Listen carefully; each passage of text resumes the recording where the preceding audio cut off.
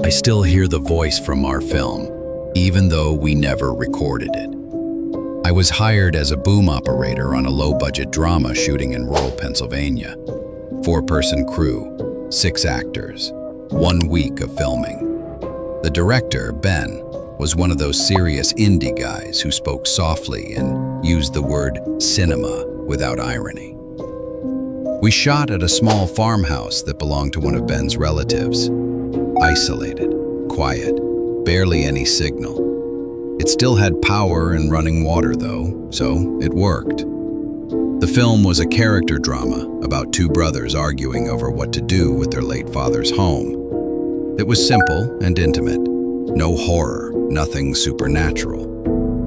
The first strange thing happened on day 2. I was reviewing audio that night alone in the kitchen. Most of it sounded normal.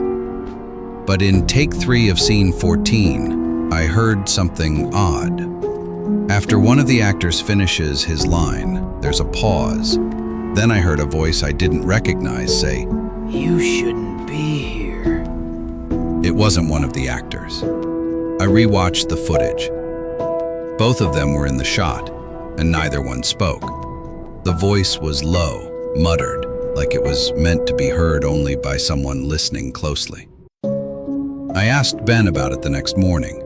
He brushed it off and said it was probably me breathing too close to the boom mic. That wasn't it. I know what my breathing sounds like. I let it go. Then the script changed. Not officially. There were no new drafts or revisions emailed to us. But that night, one of the actresses, Mallory, asked me if she had been supposed to say something about the basement. I didn't remember any line about a basement. She showed me her printed copy, page 23. There was a handwritten line in the margins that said, "He's still down there. I heard him moving again."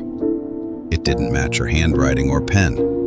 I checked my own script. That line wasn't there. We weren't even filming near the basement. Nothing in the story involved anyone being down there.